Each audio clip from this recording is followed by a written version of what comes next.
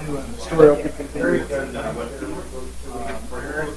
running drive tip and bucket for Joe is helping with that.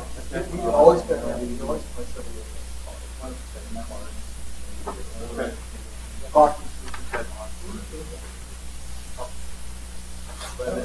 How often do you guys start playing? You know, that's probably not oh, or pickleball. Yeah.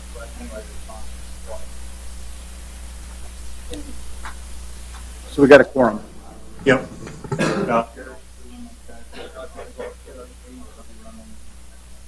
Go there. Okay.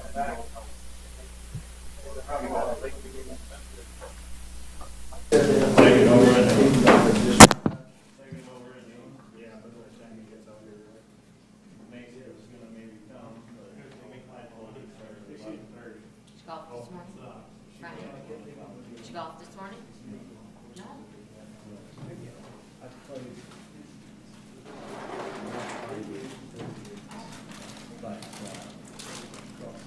This morning I got up and I got this meeting and got some things I need to take care of. And then I found out our TVs quit crapping out, so had to get a hold of Mitchell Scott. And I just, you know, I probably played too much yesterday anyway. Would have been nice though yesterday. Would have been nice Yeah. compared to the 100 degrees. Well, I mean, seriously, I know yesterday. Really? Yeah. And I kept it on just about the whole time. So, I mean, it was, temperature was fine, but the breeze was just enough to Make you chilly. Yeah.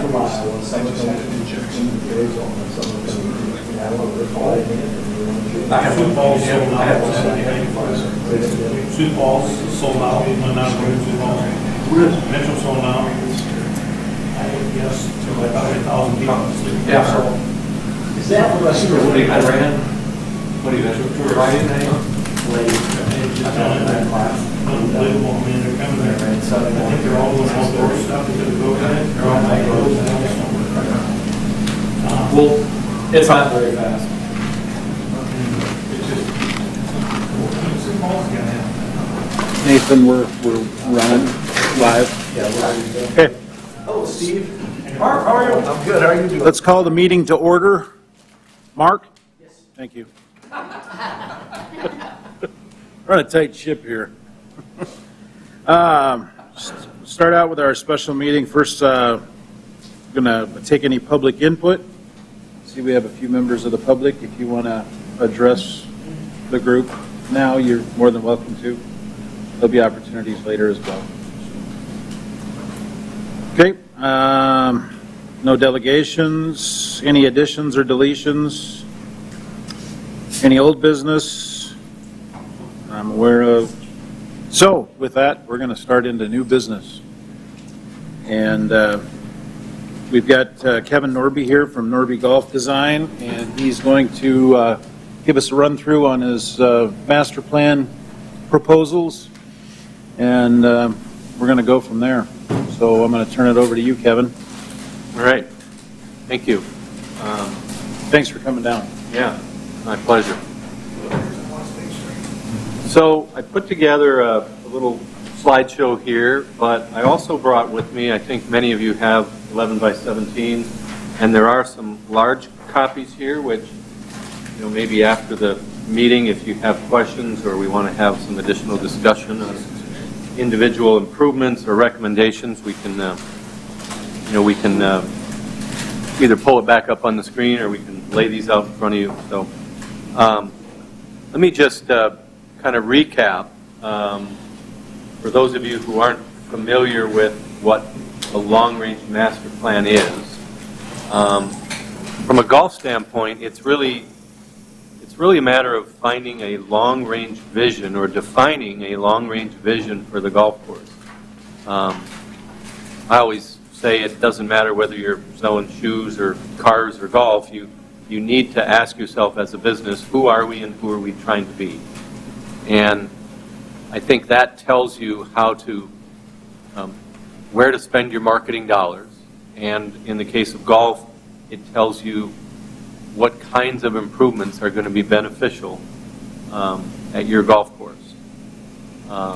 So it might be forward tees, or if you're a private golf course as opposed to a public golf course, there is a difference. The way we design those two courses are somewhat different, primarily because of the caliber of golfer that one might find at a public facility as opposed to a private facility. But also it has to do with the kinds of amenities that you might offer at a private club. A private club might have tennis courts and a swimming pool, and so you'll have members who are not just golf members but are social members or other membership structure. Master plan also helps us avoid what I call pet projects, and so that's the Greens Committee chair or the board president or somebody who comes in and has his own agenda for what projects might be important. It might be a pond on the par 3. I always thought that would be really cool to have a pond on that hole. Or new back tees, or a putting course, or a short game area. And although those might be good ideas, they may not fit into the overall vision for the golf course. Perfect example would be tree plantings, where a person might come in and decide that we're going to go on a program of planting 50 or 100 trees every year, and well-intended, but not necessarily properly thought out. So maybe not the right species, maybe not enough diversity, maybe planted in the wrong spot based on their ability as a golfer. So then the master plan process helps us prioritize these recommendations or these improvements. So again, we can sort of move things in the right direction with a long-term vision in mind. Master plan then also involves cost estimates, some kind of a phasing strategy to help us understand which projects are of higher priority, more important. The whole goal is to increase revenue or increase play, and in the case of really both public and private courses, it's to make the course more playable or enjoyable or more fun for a wider range of golfers. So high handicap, low handicap, women, kids. We're seeing that right now with COVID, the impact that the pandemic has had on the golf industry, where people are looking for something to do outdoors and are being reintroduced to the game, maybe played it in high school or college or just played a few times, and now they found that they really enjoy the game. Or people who've never played the game and are just now finding the wherewithal to do that. So the goal is to kind of create a program or a vision for long-term sustainable stability. And in the case of municipal golf courses, we always struggle with the question, should a course be self-sustaining? That is maybe an enterprise system where the course cash flows enough money to pay for all the improvements. And that's a really hard thing to do because there will be good years when a golf course can do that, maybe now. And there will be years like 2008 to 2014 maybe where there is no money for capital improvements, let alone repairs or almost anything else. So municipalities have to balance the question of providing a recreational amenity for some of the residents with quality of life and preservation of open space and all of those other reasons why we like golf.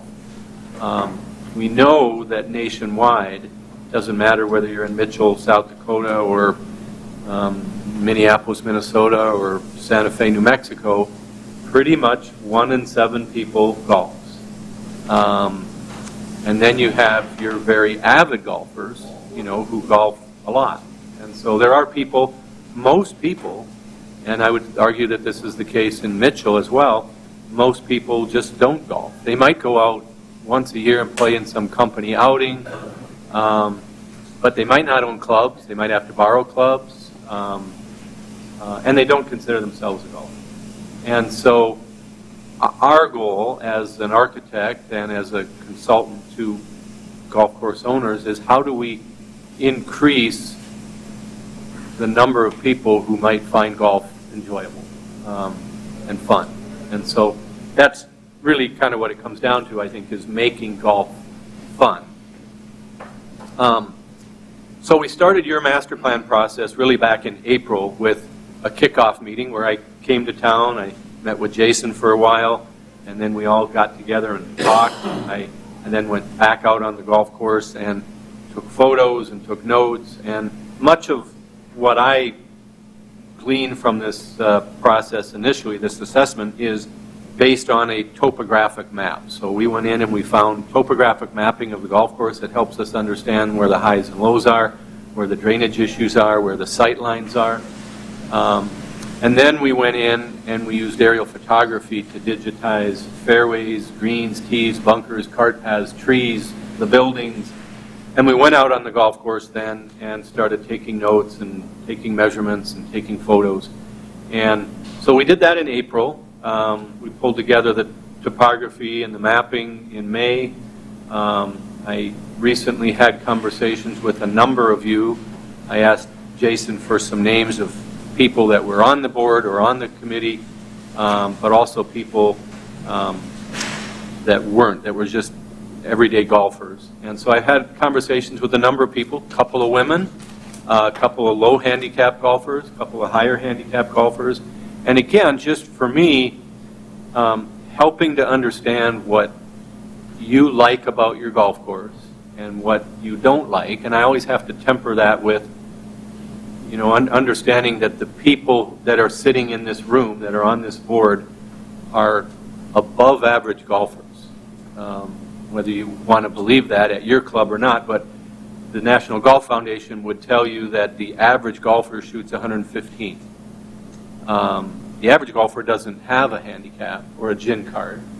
And so all of you, I suspect, are well above average golfers because you're somehow engaged in the golf in your community. And so, anyhow, we did some interviews, and we'll probably continue to have some more of those. And today I want to share with you my initial thoughts on a preliminary master plan. And keep in mind that these are my ideas, my vision, my attempt at resolving your issues and helping you grow the game in Mitchell. This is a process, and so I want feedback from you. I want your comments. Feel free to email me or maybe ask Jason to have me call you again if you want to talk about these. You're not going to agree with all of these, I'm sure of it, and there's going to be a lot of things here that will probably never happen. But I want to start with a vision for the golf course. What could it be? And then we get to sit down as a group and talk about what the priorities are and how much it's going to cost and how we go about getting it implemented. It's probably not realistic to think that as a golf course you're going to be able to do all of the things we talk about here today. I mean, just the cost of rebuilding 5 greens, at close to $300,000, would be difficult for a golf course to take on without some other funding source, probably bond referendum or whatever that would be from the city. So, once we look at this plan, we'll go back and revise it.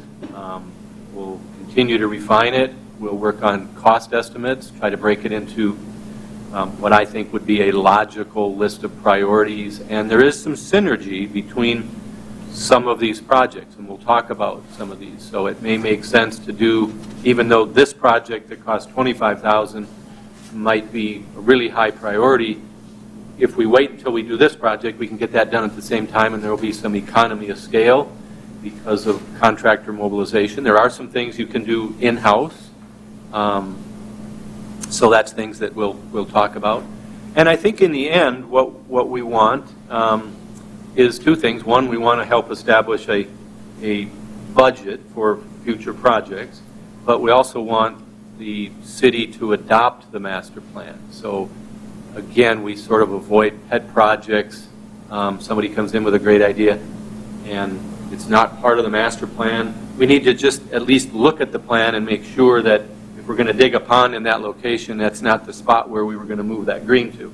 So, so this can be a 5-year master plan, a 10-year master plan. I would tell you that after 5 years of making changes and doing improvements, you probably will need to revisit this, not start over, but just say, look, we've ticked off these 6 things, and now we need to think about our green reconstruction. Is that still our biggest priority, or forward tees, or tree removal, or whatever it would be?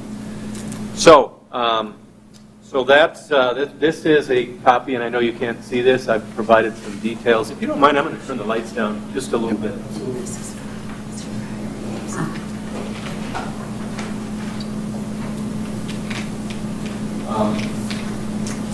I have provided some details here, so as we go through this, I don't expect you to have to try to read this.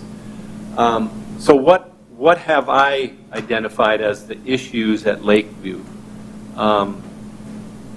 There are obviously a number of other items, but I think the items that sort of rise to the top, or the issues that rise to the top for me, are trees, bunkers, that's both the lack of bunkers and the condition of the bunkers, and the location of the bunkers that are there today. Tees, so that's a number of things. It's the absence of what I would call a proper set of forward tees.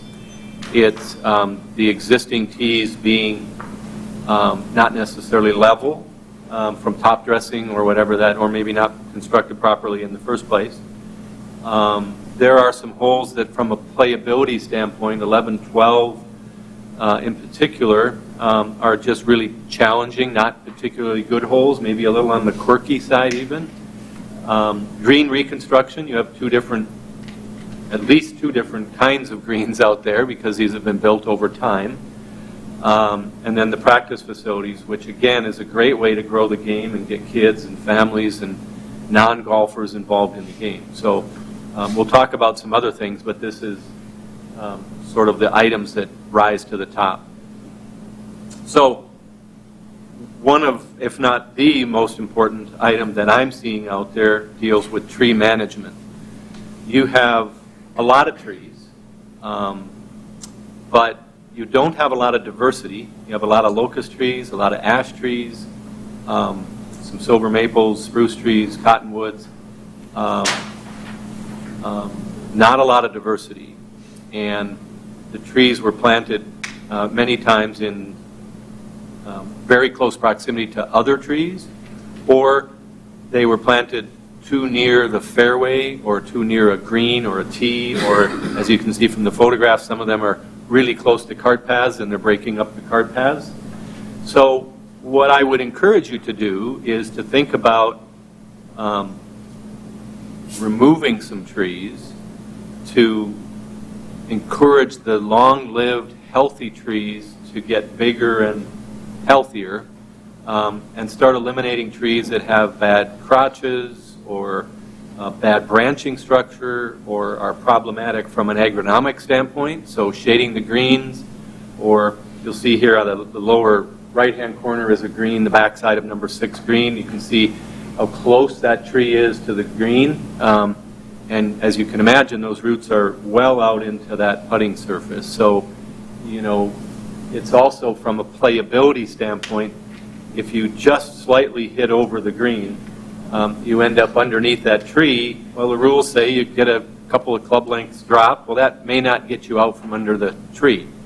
And so you see the middle photo there, that's I think number 15 tee. So you see the shade on the tee, and we just can't grow grass on in a shady environment like that. So just looking for those kinds of situations where trees are maybe inhibiting the quality of the turf.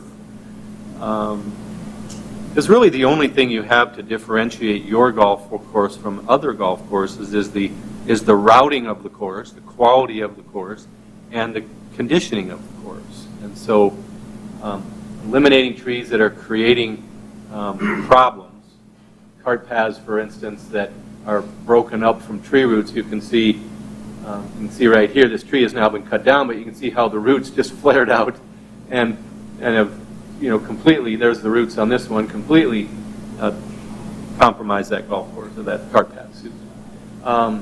So also removing trees, I think, will start to open up the playing corridors. You take, for instance, holes 4, 5, and 6, very straightaway holes. Really not, when you're standing on the tee, they just look the same. I mean, they're longer than the next one, but or shorter than the next one, but those holes are just simply defined by a row of trees down either side of the fairway, and that's not particularly good golf, and it's not very fun for the high handicap golfer, especially given the narrow width of your fairways. You're asking the golfer to hit to an 80-foot wide fairway, and then just beyond that is a cart path that's in a straight row, which is, again, kind of an example here. So opening up those corridors starts to create a broken line of trees that moves back and forth, and that will reduce what I'll call the monotony of those holes and many of the others. I mean, you've got 12 or 15 holes that are defined by trees. That's the strategy of that hole, is to land in the fairway and not get behind a tree. And instead, I would rather see holes that have more variety. Some have a lot of trees, some have no trees. Some have bunkers, some have no bunkers. You take a hole like number 6, a long, hard par 4, doesn't really need any bunkers, but it doesn't need a row of trees down either side of the fairway with a cart path on either side of the fairway either. So again, fairly easy, this first one, to get on a program of removing 60 or 80 or 100 trees a year, and starting to get to a point where you've got, maybe we're starting to put some trees back there, but being really careful about where we're putting those trees, not too close to the fairway, picking the right trees. So, there are some the elm resistant, the Dutch elm resistant elm trees. There are some nice maples. Didn't see a lot of maples out on the course. Pines are starting to decline because of some disease issues. The spruce are also starting to decline. And again, one of my least favorite trees on the golf course would be a spruce. I like them near a tee or around the boundary, but not in a landing area, not around a green like we saw in number 6.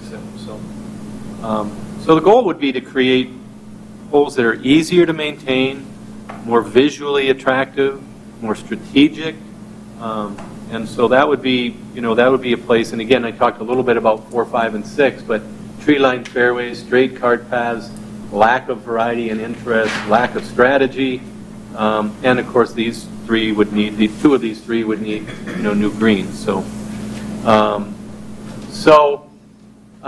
you can see I've gone in and put some red X's, and that doesn't mean that we walk out in the field and we necessarily take that tree, but I think we want to look at that grouping of trees, and we can see how many trees are in there. Do we really need 8 trees when we could probably get by with 4 trees?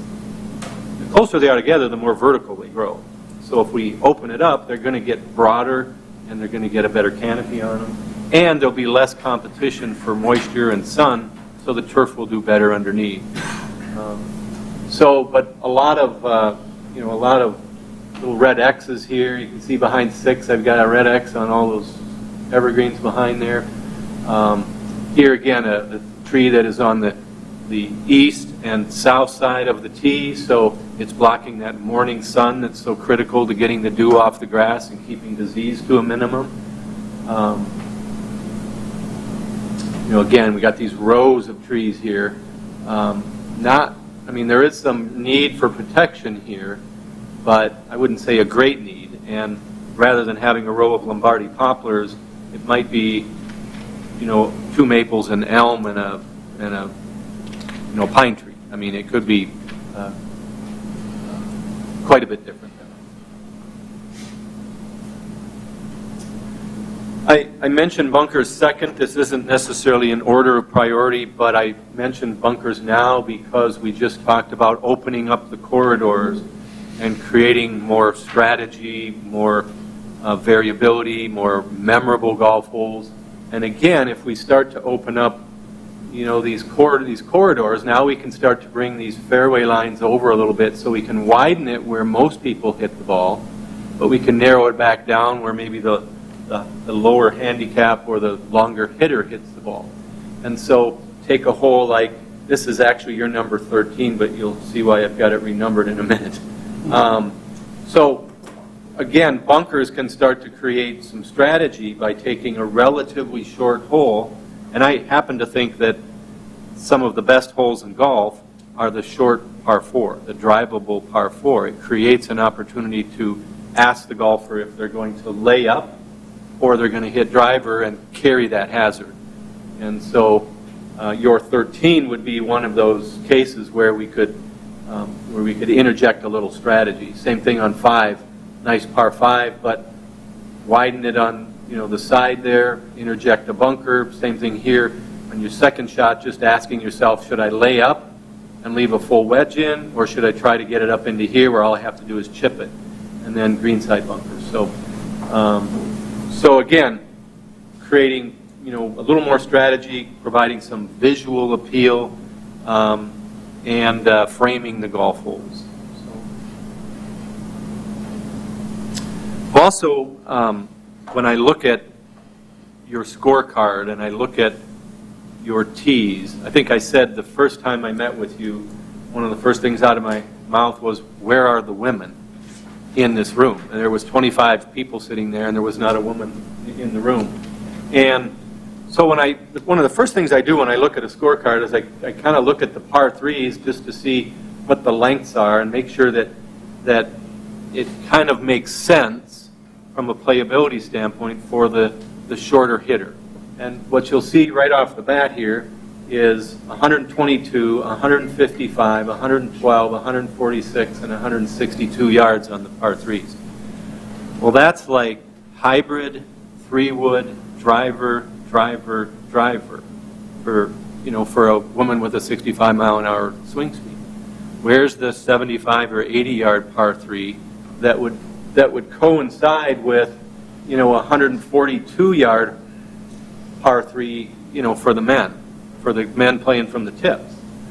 And again, then you look at those par 3s and you go from the back tees, it's 176, 175, 142, 173, 210. So you've got a nice shorter hole, and you've got a nice longer hole, but you got 3 par 3s bunched up at 170 yards. Obviously, one of them is uphill, and you know, and they play slightly different. But so as we go through the scorecard, I mean, I think there's opportunity here to create a set of tees that is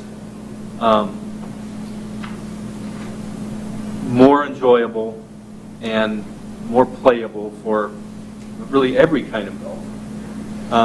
You can also look at the par 5s and the par 4s. They tend to be a little bit bunched up. Again, you look here at 350, 370, 480. So there's a couple of par 5s. What I did was went through as we were working on this and came up with a new scorecard, which represents the tees that are now on this preliminary master plan. And the tees that are indicated in red or purple there are new tees, or tees that are being adjusted. So you'll see right off the bat we have an entirely new set of 18 tees. And you'll notice that instead of calling it red, white, and blue, I'm calling it something else. Black, green, silver, orange, some other color that will allow a golfer who comes to Lakeview to say, well, I always play the whites at 6,300. What's the yardage here? Oh, well, they don't have the whites. Okay, well, then the greens would be the right one for me. And so we want them to pick it based on their ability, because we want them to have fun and we want them to come back again. And so whatever you decide those colors are, I would say abandon the traditional red, white, gold, blue, and think of something different that will, number one, set you aside from your competition, doing something that maybe other courses aren't doing. but also help the golfer who maybe doesn't play here all the time get on the right set of tees. So you'll see here now, I'll look at the forward tees. We've now got a par 3 that's 95, 105, 80, 100, and 120. So the goal here is to have it so you are always hitting at least a club and a half different than any other par 3. Now, we can't always do that, but the goal here would be to not be hitting the same club into the par 3s all day. And that holds true on the par 5s and par 4s too. We're trying to find a way to add some variability and memorability. And so as we start to look at these other holes and we start adjusting the yardages accordingly, again, I've got a new par 3 here at 155. We've adjusted number 7 a little bit. You've still got your 210. But the point is that we've now got a scorecard that plays from 4,700 yards to 6,700 yards. We haven't lost any yardage on the back, but we've reduced the yardage from the forward tees by 1,000 yards. Used to be back in the 80s and early 90s when Alice Dye was championing the cause for women's golf. She was saying we need to have a set of tees around 5,000 yards. And we know today that that's not short enough. When so many golfers hit their driver 140 to 150 yards, we need to have some par 3s that are under 100 yards. And good variety. So, practice facilities. You have one of the largest driving ranges, widest driving ranges I've ever seen, but I think what it lacks is it's not particularly functional. The targets are not readily apparent. The tee is so big that it's almost unusable and it's almost a maintenance issue. Doesn't have a tee line across the back that allows you to hit off of an artificial surface, a synthetic surface, in the early spring before the grasses started growing, when everybody wants to hit the driving range. They came back from Florida or Arizona, and now they want to play golf. And what happens is your driving range is beat to hell before the grass ever starts growing. You've got a big driving range tee, so I mean that helps, but it's almost too big. It doesn't need to be that big. So a very simple synthetic tee line, whether that's a continuous panel of turf or whether that's a concrete, tee line with mats. This is a driving range we just opened this spring that we did last fall. I think they spent $40,000 to completely re-level, the turf tee out here and expanded it to, I think we're at about 26,000 square feet, along with mats and, ball trays and concrete surface. So, now people love it. I mean, the court grass is always in great shape. Your course doesn't really have great targets. This is a little hard to see here, but we typically like to have it look like you're hitting into a green or into a fairway. And in this case, this is actually Minnetonka Club. We actually put in artificial bunkers that are actually, they look like they're sand, but they're actually gravel, so you can drive the ball picker right through them. But it looks like you're hitting into a green at 100 yards, 150, 200, 250. We've been doing a lot of what we call punch bowl greens or Himalayas putting greens. These are large putting greens. Maybe if you've been to Bandon Dunes, theirs is almost 2 acres. We did one in Colorado that was about 3/4 of an acre. We're talking about one for Golden Valley Country Club in Minneapolis that's about 30,000 square feet. But it's a great amenity to get kids and families involved in the game. You can actually light these. Aaron Hills just put one in that's lit. So they're little lights that pop up out of the ground that just put enough of a glow out there you can kind of see where your ball's going. They don't have to be big overhead lights. But now it extends, your the use of the golf course into 10 or 11 o'clock at night in the summer. When this time of year the sun doesn't set till 9:30. So what I have proposed for your practice facility is to narrow the driving range tee, make it a large turf tee with a synthetic tee line, improve the target bunkers, And then over in this area, initially, we might look at doing just a little 3-hole short game facility to basically be holes that play 40 to 60 yards with, again, practice bunkers. You can just play a little 3-hole loop. Eventually, that could be turned into another 8 holes or 7 holes for a 10, 11, 12-hole loop that, again, would allow somebody to go out and play this entire thing. Now, one of the challenges here is that how do we make money on that? So, again, it becomes an amenity that's fun to play and makes Lakeview a golf destination, but it's hard to generate much revenue on that, especially if it's just a short game area. Driving ranges, on the other hand, are great sources of revenue. So that would be something I would say would be, maybe this is a 3-phased approach. It's the driving range tee, it's the short game area, it's the additional holes, and then maybe it's the targets and the target bumpers. So we had that last practice facility I was just showing you with the balls stacked up here. We had a proposal to redo their entire driving range for about $350,000, and I said, well, once we resolve the tee issue and we make the tee nice and level and good quality turf, and we get it adequately sized, and we put the synthetic tee line in, to me, the landing area is secondary. It's nice to have those targets, but is it worth $250,000? I think there's other places we could spend $250,000, and that's what they did. So, and I would say that might hold true for you. A small upgrade to the range tee and letting the rest of this wait until we rebuild some greens and move some holes and add some forward tees. So,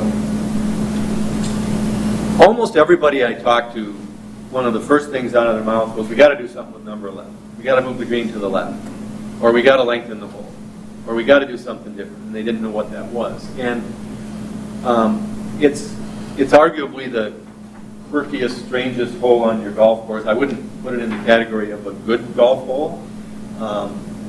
There was a lot of talk about opening up the area to the left here, opening up that pond.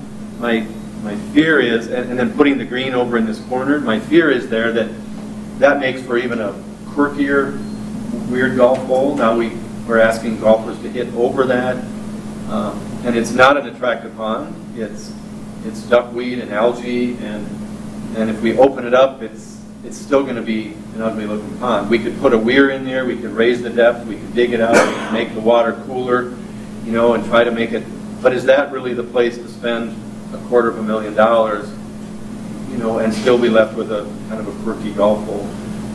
What I am suggesting is that green be moved from here up to here. That's basically just where the tees are for number 12.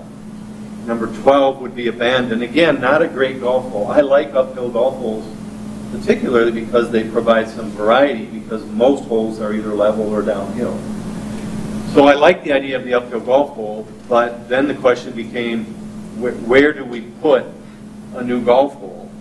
And so I have suggested that rather than moving it to kind of the southeast corner of the site, kind of near the cemetery, that we actually build a new par 3 just to the left of number 15 tees. And so 15 tees would sit, 15 tees currently sit right here. Here's the maintenance facility. Okay, there's your 14 green right over in here. So we'd have a new par 3 that would play, there's the dump site right there. So the green would play just to the left of that. It could be rotated up into these trees more if we wanted, but it'd be 155, 60-yard par 3, so we would now have that slightly shorter par 3 to get away from 3 holes that are 170 yards. We would take 15 tees and slide them over here, and we would play up through the trees and essentially straighten that out, moving the cart path from the right side to the left side so that you're not bouncing the ball off of the cart path and ending up in the pond. We would also then, I think I've got this next, we would also then make a modification to number 14, which is now 13 because 12 went away. We would actually dig a pond just to the right which would come into play off the tee, again adding some strategy, new bunker, greenside bunker, and all of that dirt would go to add a buffer along the backside of the green and behind number 5 green, number 3 green, so that we're not looking at the maintenance facility and we have some visual separation. That pond then also gives us some place to start draining water to, because we've got a little bit of a drainage issue on 14. It's not as bad as 16 and 17, but we're taking sort of a flat area. You can see how flat the contours are up in here. We're taking a flat area, putting a pond in it, and then directing all of our drainage to that pond. So we would also rebuild the green. It's one of the older greens, very small green, doesn't have a lot of pinnable area. The tees could stay essentially the same other than a forward tee here. So we improve strategy, improve the drainage on the hole. I think from a maintenance standpoint, it would actually probably be easier. We'll have to redo some cart paths along here. And there's that view of the green with the maintenance facility behind. I mean, that's what you see. That's what I saw when I came out here. I thought, boy, that's really busy looking. It'd be nice if there was some mounds back there. And,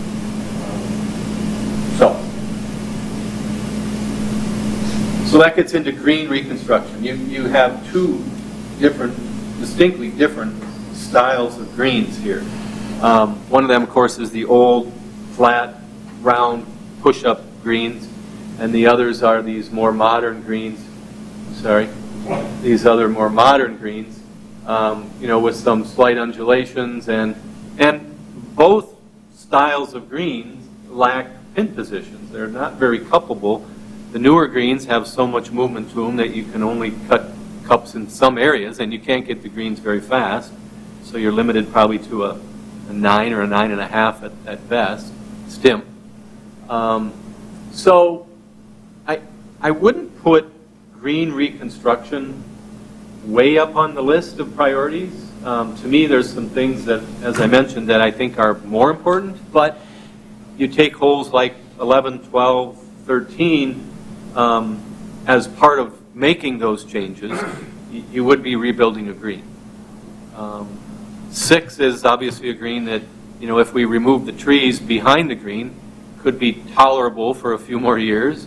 And so we just have to look on it on a case-by-case basis. But again, if you were going to rebuild 5 greens at a cost of $50,000 or $60,000 a piece, is that the best place to spend $300,000? I would argue that you could probably get more bang for your buck if you rebuilt 2 or 3 greens and dug a pond and added forward tees and took some trees out and moved some cart paths. So I think from a pace of play standpoint, from a, just again growing the game and getting more people involved in the game, I think it's not as clear cut as we should just rebuild all the old greens. That certainly wouldn't be how I would proceed. And then the last item that I'm going to mention here is just your irrigation system. So you've got a reasonably good irrigation system. It's not too old. The life expectancy of an irrigation system is about 20 to 30 years, depending on how it was constructed and what the soils were like. Your system is, Jason? 25 probably. So, you're coming up on that, but it seems to be sound. There are some issues primarily with the control and the pumps. There's, as I understand it, Jason's telling me that there's a conditioning or an air conditioning or cooling system here that doesn't work properly, and so that probably needs to be repaired or updated. Not particularly expensive, I'm guessing. Tens of thousands, maybe at most. You've got some leaking going on, so there's some minor upgrades. There's probably a software upgrade that's due, I think, this year. Is that right? So it's I want to make sure we talk about it because it is coming. A typical irrigation system for an 18-hole golf course today is probably 1.7 to 2.2 million. And so if you're 25 years into a 30-year-old system, you know, that's coming down the road in 5 or 10 years at best. We do see a lot of systems go 35 years. At some point, you're fixing so many leaks and that you just have to bite the bullet and get a new system. So it's worth talking about. And with that, I will answer any questions. Just with what time it is, if somebody's got to go early, if they want to go first, just throwing that out there. On number 6, I like your idea about the trees. But if we take those out, is that going to produce a safety issue for number 17 left? Well, let's see if I can get to this here. So what you'll notice here is that, oh, there's those trees. I'm suggesting realigning those tees. And so, again, it's a case where I think the tees need to be leveled and realigned, and we need to add a forward tee. So, you know, there is still a tree back there. It's unlikely that somebody is going to go 2 clubs long over the back of that green, although I know it happens. All it takes is a sand wedge, you scull it, and it's over the back. But I would say that in the process of looking at tees, this might be one of those we look at. And it could be that we plant something else there, or we put something else there. It just shouldn't be 35-foot tall spruce trees. Will you take all 5 of them out? Or will you? Well, I originally had just these 3 on the right coming out, because these 2 on the left are actually in a little better condition. But that's not really where the safety issue is. So, you know, I think we look at that a little more carefully. I think long term we would rebuild those tees, and we would probably reposition it a little bit.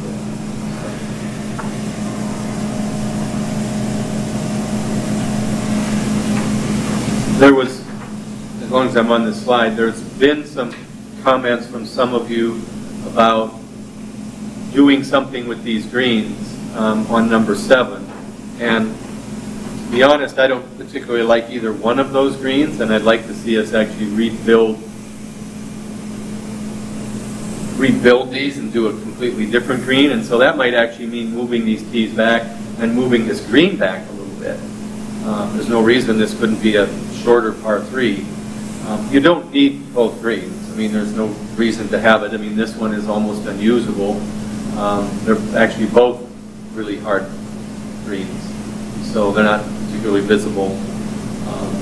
I would say long-term that would be, I mean, I'm more concerned about this safety relationship than I am about this safety relationship. So between 7 and 8 than I am about 6 and 7. So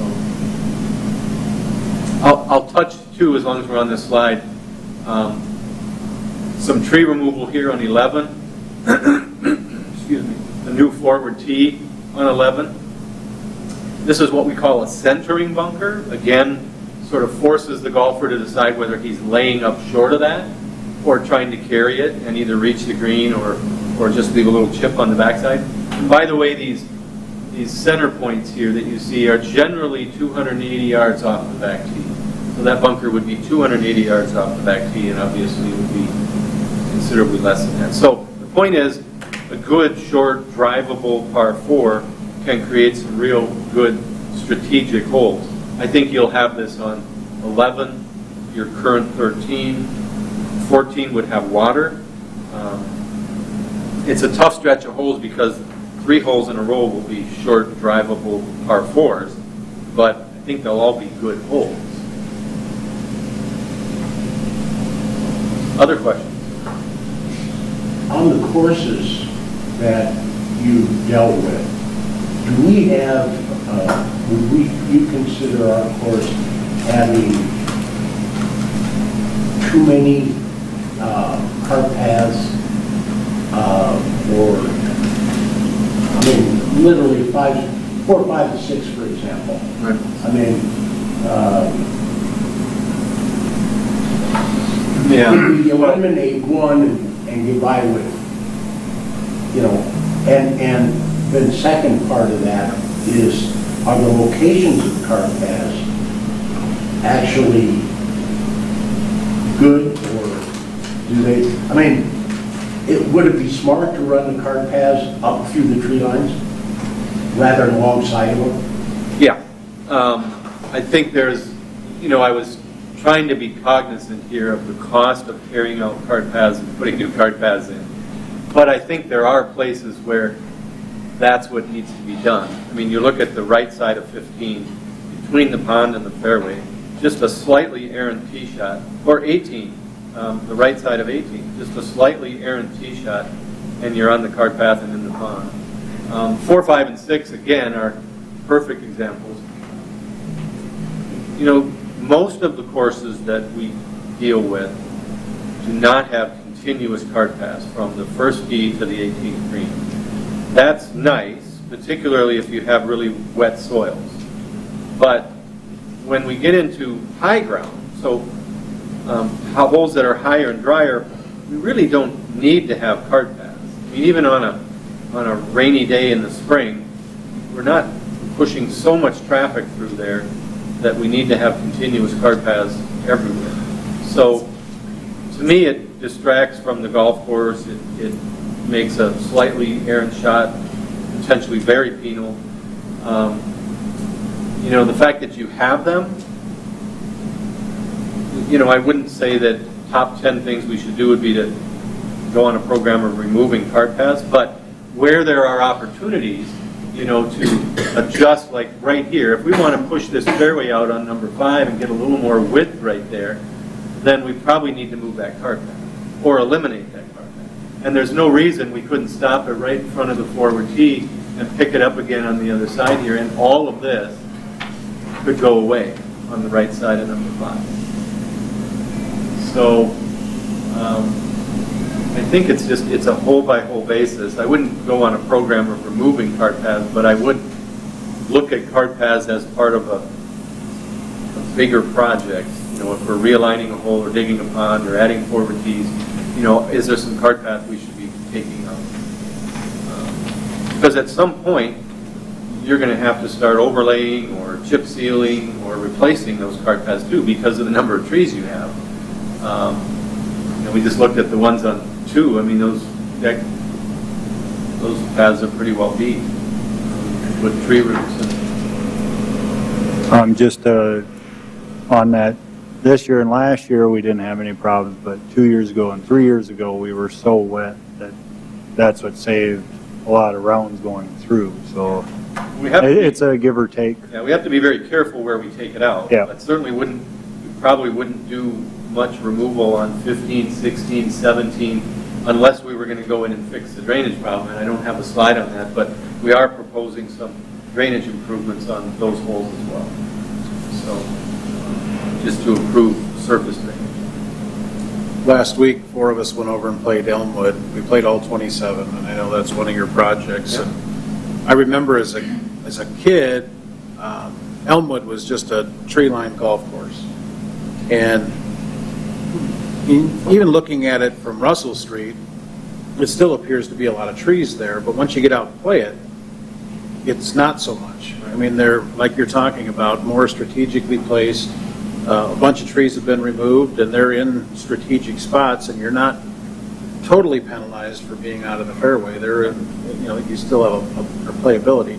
The other thing was the greens. The greens were like putting on this table. I talked to one of the greenskeepers, and he said that morning they were running 11.5 to 12. And that's quite a change from our greens. But when we were talking, if we did that with our greens, hole 9, 18, 16, 17, there's about 3 feet of space you could put a cup, right, because you'd be putting off the green. Yeah, 9 and 18 are particularly problematic. I mean, even, you know, 6 and 5, I mean, they're such small greens. If you were trying to run them at 11, you would never hold that green. No. So we did a $5.5 million renovation. That's 27 holes at Elmwood. And I'll bet we took out 1,000 trees. there's probably still 1,000 trees on 27 holes. It still feels like a Parkland-style, tree-lined golf course. The difference is that they have really great variety there. They have lindens, maples, spruce, pine, elm, and so we were able to go in and take out a lot of ash and a lot of silver maple, a lot of cottonwoods, maybe all the cottonwoods, and kind of get down to those trees that are going to thrive and be there still 50 years from now. Whereas you have so many trees, that are just rows of trees. I mean, some of these are half dead already, but there they are. They're just standing. Locust trees, messy trees every time it storms, and then when they flower, and then when they go to seed, I would still want locust on the golf course, but we'd use a seedless locust. And we wouldn't put them where the seed pods or the flowers end up on the greens or the tees. One of my favorite trees is a hackberry. Hackberries are great trees for golf courses, as long as they're not next to a bunker or next to a green where the seed pods can drop on it. So I would say that your course reminds me a little bit of Elmwood. I mean, it's got similar elevation change and very much a Parkland style back and forth type golf course. We built some new holes with some, going in a different direction. The greens were really good. We cored them out, rebuilt them as USGA greens. We actually mapped those greens. We liked them so much we mapped them and rebuilt them exactly, but just added, just like we did at Hazeltine, we just added 3 or 4 feet here to get another pin position over in this corner. So, I mean, you have really great potential here. I think it's, you look at the amount of space, like here, and here, but it gets tight here, and so we just have to figure out what do we do about that. I mean, that's where we need a few more trees, and that's maybe where the cart paths can be shared, or whatever. You'll notice if you played Elmwood last week, or if you played it in recent years, we also added a lot of movement to the fairways. Yep. So instead of having these flat fairways, we wanted everything to drain at least 3%. And so that's what we would propose to do on 15, 16, 17, 14, is get a little more movement in those fairways so that water gets off the fairway and gets to a drain. So it dries out in the spring and carts don't drive through it and muck it up or rut it up.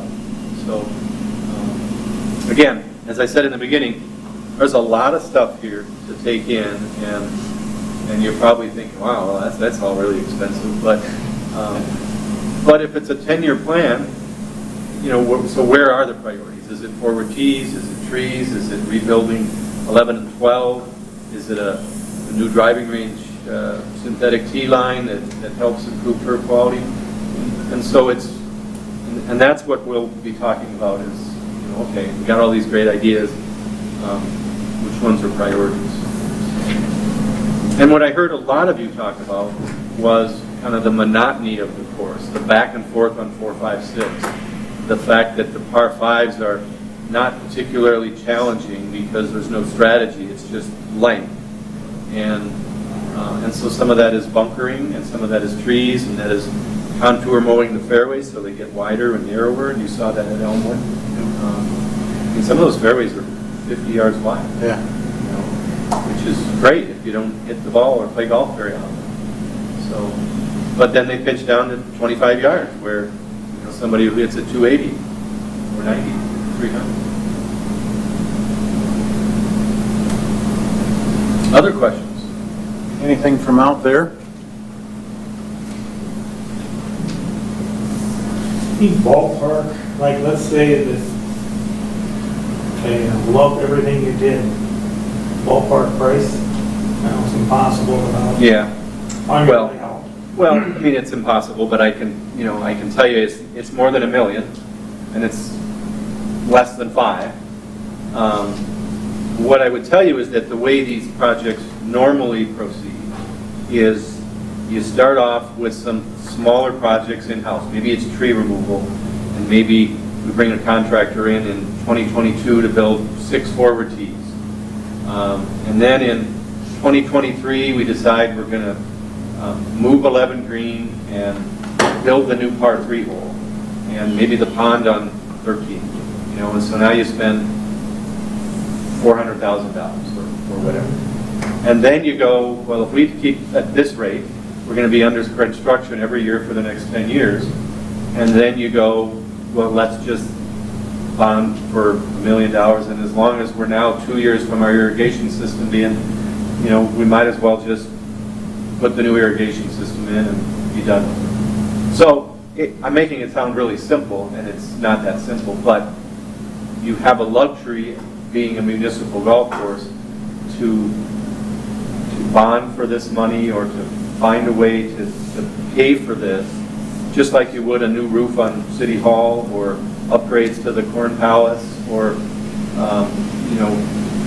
golf courses are a living, breathing entity that changes, and just because we're playing golf out there doesn't mean it doesn't need a new roof. It still needs some stuff. So I would say that there's probably $2.5 to $3 million worth of golf course improvements plus an irrigation system. So it's probably $5 million over 10 years. Depending on how long we can milk out the irrigation system. So if you could get on a program where you allocated $200,000 or $250,000 a year for the next 10 years, that'd be a really good, or the next 5 years, and then do an irrigation system. Because the other thing you have to keep in mind is if we're going to build some new golf holes, like if we build that new par 3 I was showing there, that's going to get, well, when we do number 11, that's going to get all new irrigation when we fix that hole. And so that hole will be done. And when we do the new par 3, number 14, that'll have all brand new irrigation system. And the hole changes all have to be done at once, because you can't move that green without taking 12 out. That's right. So they got to be. That's why I say if you come back in 2 years or 3 years, then you do 11 and the new par 3 and move 15 fees over, that's kind of one project. Digging the pond on your current 14 and moving that dirt to other areas and maybe rebuilding 3 green, 5 green, that kind of has some synergy. So, the only reason you're straightening out 15 is for the par 3. well, the reason, was to make, it's possible to have, let's say, this new hole here and then walk back to here to play that. But that makes for kind of a long walk back. There was talk about internally, could we have this come up here and then have this over here so it's a slight dog leg? I mean, one of the things I was cognizant of was that in doing this, we've now created another straight golf. That's my point. But I think it's about the quality of the golf hole. I mean, we do have the room to meander this fairway a little bit and bring this over if we want to put a little dog leg in it, or to shorten this hole and to slide it over this way. And so we can get the dog legs if we want them. I'm not worried about creating dog legs. But as just kind of a big picture, this is how this would be routed. So one of the questions I have for you on this slide is, you can see that we are talking about relocating the public path. Because right now that runs right along here. Right along there. So is that okay? And I understand there has been some talk about rerouting that path, but that would be ideal if we could use this for golf and then you could relocate it path to that location or somewhere else. Kevin, actually, park or something? There's a tot lot right there. There's a tot lot there. And there's a dump site right there where just Russian soil and all that is being deposited. So that could actually stay there. It'd be nice if we didn't see it, but, or it could be relocated. Kevin, Yes. we actually have a large area there between 16 and 15T. Here? The area that you're talking about putting that hole There. is the cemetery. Right. and that is the only land that the cemetery has for future expansion, so you might run into some opposition there of taking that from golf course. Isn't all of this land down here also cemetery? Yes. Future But cemetery? there's 20 acres there approximately Yeah. for future cemetery expansion. That path should have been moved a long time ago, but it's creating issues for us by the community garden and stuff. Right.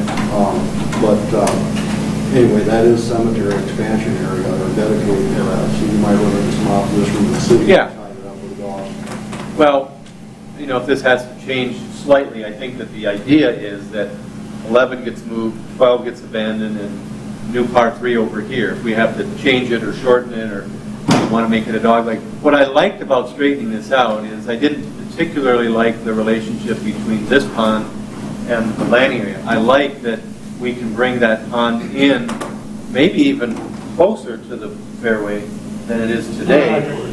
What's that? At 280 yards, you know, where we're trying to tighten it up a little bit for the better golfer, but want to keep it a little more open than this, you know, back at 200 or 220. So it does create a bit of a dead space there, you know, that we're not using if we abandon this. But again, I think we can. There's an equation here that'll work if we buy into the idea of moving 11, abandoning 12, and building a new par 3.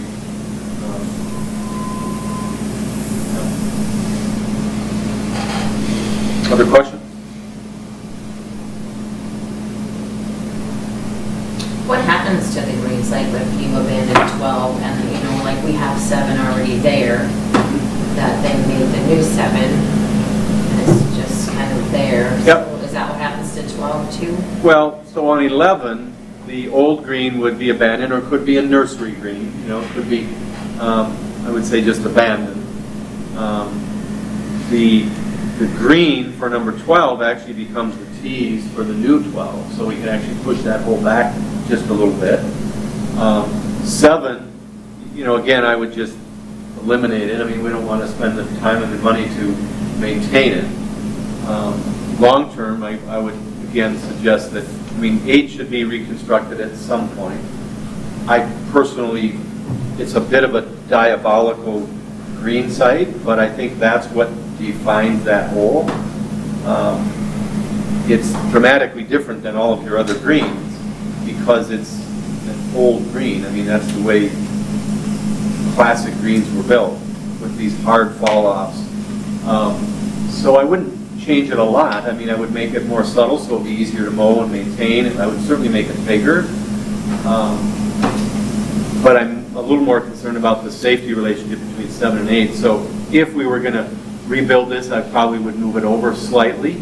I probably would shorten this slightly and move these tees back a bit, especially now that we don't have a tee shot here. This could actually come way back in here. So we kind of start to loosen this whole thing up in doing that.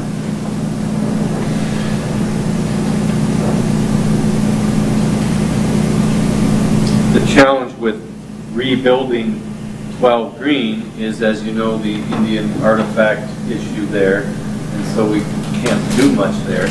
We could build on top of the old green, we just can't cut, and so, as I understand it.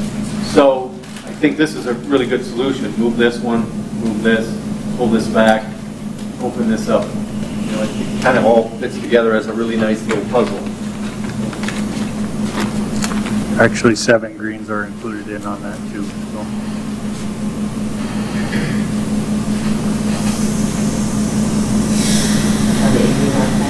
I like that concept of eliminating 12 and changing 13 to 14. I like that layout. Pond on 5. And there's a lot of things there that we can do right away. I mean, because we're up against the budget now. Yeah. So our next meeting, we'll have our proposals of what we're going to put in for next year's budget. And simply doing tee work, maybe some bunker work and tree work the first year, we can cover quite a bit of that work and get stuff going. Right. Yeah, I think what it seems to me, if you've only got, I forget what the number was it 80,000? Right now? allocated for this year? 35. 35. So the challenge is that's not enough to build a green. Just because by the time you mobilize a contractor and buy the roof zone mix and you fix the irrigation, you know, you'd be better off pooling that money, you know, with next year's money, you know, and doing a bigger project, getting more bang for your buck, or spending that money on tree removal and forward tees and, you know, those kinds of projects. As you sort of start to get your head around the priorities and the cost for all of these projects. And that's one thing you include with this? Yep. Is the, So we'll go back, again, I want to hear from you if there are concerns. But my next step is to go back and refine this a little bit more and to start working on cost estimates, phasing, and try to come up with at least 5 years of projects. We tend to be pretty detailed in the first 3 or 4 or 5 years, and then you get beyond that, and because priorities change and things evolve, you know, economy might even change, you know, you start just lumping things into, you know, phase 6, 7, 8, 9, 10. So you've got numbers, but they're likely going to change. When you do that base part of it, when you put that in terms of being synergistic, there's certain projects that are going to work better economically together. Yep. So I might, for instance, without any direction from you, I might say, you know, 2022 would be $35,000 worth of tree removal. You know, and 2022 might be $80,000 worth of forward tees.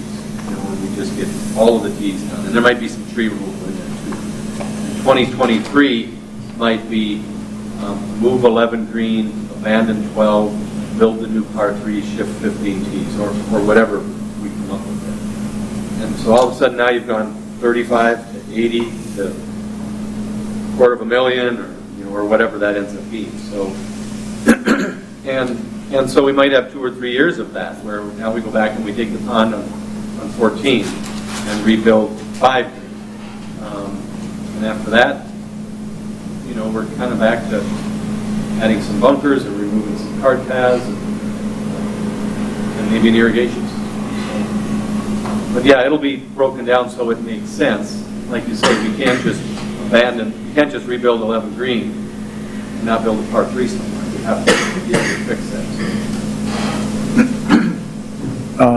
that. So the bunkers that you're suggesting, are they more like Elmwood type bunkers, or and number of bunkers? Because the more bunkers you add, the more maintenance and everything. And I didn't count them all up, but Yeah, I didn't count them either, but you know, I think 60 bunkers is too many for your golf course, but 10 bunkers is not enough. and I agree with that, but it just got to be understood, if we add Yeah. 15, 20 bunkers, it's going to add time every day we go out to do them, and if we have a storm. That's really the case with any project we're doing. There's a long-term maintenance issue Yep. with whatever project Yep. we decide. And we know what our operating expenses are, our operating budget is. Right. So it's got to fall within those parameters. Obviously, we're going outside of our own, Yeah. going to council to try and get funding for the capital side of it, but we also have to have the maintenance side. And I'm not saying I'm totally against Yeah. adding bunkers, I just need it knowing that it's going to add labor. Yeah. So, to answer your question about how many bunkers, and I don't know how many bunkers. I mean, I didn't go into this thinking, you know, well, we got to keep it under 30 or, you know, over 20. Yep. But, you know, when I look at a bunker like this, it's a big bunker. It's got this flashed up face here. You can see the erosion right there that's contaminating the sand. So I think there are some bunkers here that will go away, existing bunkers. I think there's some bunkers that will get smaller, and we'll add some bunkers so that they are strategic and visual. And so I would say on average your bunkers are probably going to be smaller. We'll talk about what the style should be, but a lot of that has to do with your budget and who your competition is, and how do we differentiate ourselves from them by creating something that's different. That can be the kind of sand. You know, if you played Baker Crossing, you saw what we did there. Completely different than anybody's ever seen in South Dakota.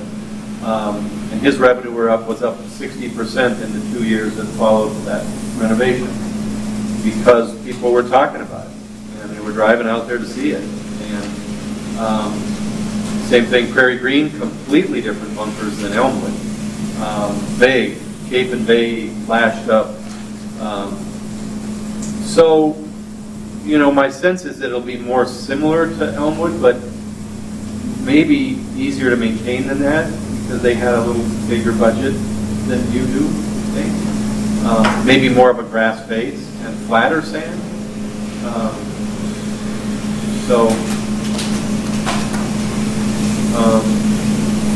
Yeah. Kevin, on the, when you did Elmwood, did they float a bond there, or how did they come up with it? And was that all done at one time, or one project? You just went in and said, okay, we're just going to do $5.5 million and just started? There was $3 million, as I recall, that came from the Airport Authority, because what prompted that project was the realignment of the runway, and they cut down all the trees on the East 9 and many of the trees on the 18-hole course, which created safety issues, and so we went in to redesign the course so that it would still be safe and playable, and so the FAA paid for that. And then the city stepped up with, as long as we're doing all this, we should do all of the greens, and we need to make sure our irrigation system is new. So I don't think they floated a bond. I don't honestly know where that money came from. But it... Well, once you started, you started and you finished. Yeah, well, we did that in 3 phases, which it's always better to shut it down, do it, and open it back up. But that's a hard thing for people to swallow, because you have the loss of revenue. You also have less wages and less expenses, but in that case, 27 holes, they could close 9 holes down each year, which is what they did, but it just seemed to drag on. You know, the project went really well, but in hindsight, Tom Jansa from Dakota Golf Management said we probably should have just closed the doors and, you know, did 18, or did 9 and then came back and did, you know, the 18. They could have still played some golf. Just politically, it's just hard to get that done, you know. But yeah, it was all done at the same time. I mean, when we did 9 holes, we did everything. We regrassed the fairways, irrigation, cart paths, greens, tees, bunkers, tree removal, and then it was phase 2. Yes, Kevin? Mr. Nordby's come up with some very good ideas for the course. Over the years and my experience in the city, if you're looking at $2, $3, $4 million, $5 million tops to do a carte blanche across the board of the course, unless you get the city council to commit to that and bond the whole project, there's a good chance that you'll get started one year with a few projects. Next year, budget might get cut. It might get cut completely for, you know, maybe 1 or 2 years, 3 and 4 years, or 5, they might cut back and say, you know, there's no money there. So what you should probably do as a group, I don't know if you agree with this or not, unless you would agree, but come up with your biggest priorities. What is the biggest priority to you as golfers in Lakeview Golf Course? Your number 1 hit list, number 2 what do you want to see immediately? You know, and phase it into the whole project that he's come up with, but come up with the ones that are gonna, in case the budget is cut, you know, a year or two, which ones will help the course along for the longest period of time. You know, down the road, irrigation is gonna be an issue, but, you know, tees for ladies and beginner golfers and greens, and then whatever else, you know, I'll have to follow Kevin's lead on that, but the biggest fear I have is that we get into it, and Nathan could probably add to this a little bit, that, you know, we come up with a plan, but 2 years down the road, you're cut. Where do you go from there? You don't want to be, you know, half into a project and have it cut out.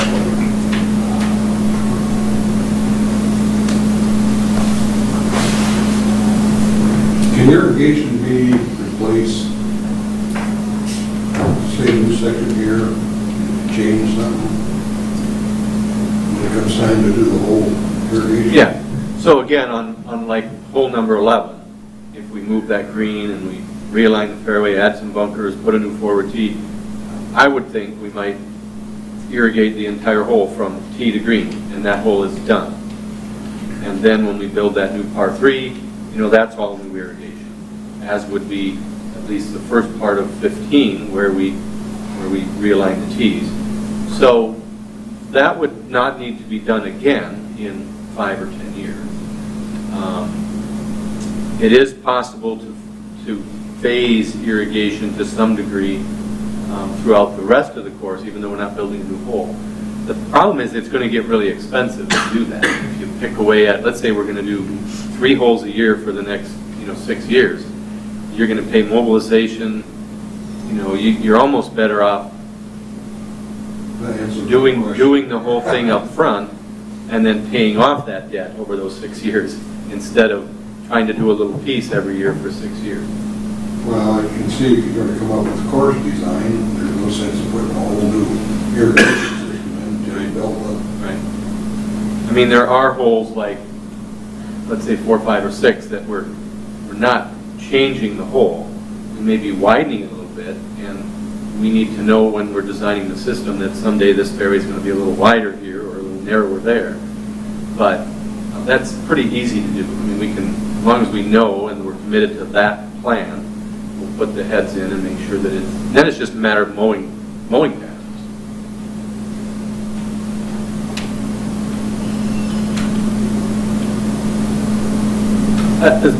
If I'm asking priorities, I mean, from all of you, I mean, where are the priorities? What do you have a sense? Dan, you've been quiet over there. Where are your priorities based on what you're seeing here, or? I like it all at once, which is probably impossible. Well, not impossible, but To me, the least, from my standpoint, the least would be the driving range. I think that some of the course needs, but it isn't like you can do, when you redo the holes, I mean, there's 5 of them that's going to be done according to this plan, maybe 5, 6, maybe, to do it. That would be my first priority, but that's a chunk of change. Shut the course down for the year. well, if we're doing the whole thing, sure. If we're building, let's say, a new number 11 green and abandoning 12 and building this new par 3, we can build those new tees and that new par 3 without impacting the course. So that might actually be a phase. So maybe that's 2022. We come back in 2023 after those holes are almost playable and we rebuild 11, and that's down from August 1st to spring of following year. And so it's not as disruptive as you might think, as long as we think it through. Even something like, let's say we dig the pond on number 14 and we rebuild that green, we could take a hole like number 5 and split it into a par 5 and a par 4, or it's going to be a par 4 and a par 3, and play it that way for a season while we're building that, that new hole. And so you'd still have 18 holes. It's just you would have to eliminate one hole or use some temporary tees and greens. So at some point when the improvements get extensive enough, yes, you would have to close the course down.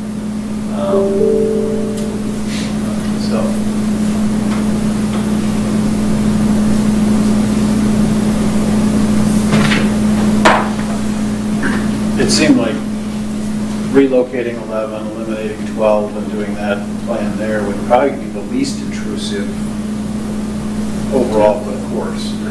It's kind of like road construction. You got to bite the bullet at some point, and we're going to have a period of time where part of the course is not going to be playable. But long term, I think it's ripping that Band-Aid off. Yeah, I think the 11, 12 new par 3 is not very disruptive. Right. Especially, like you say, if we build the new par 3 and the tees on 15, it doesn't affect golf at all. At all.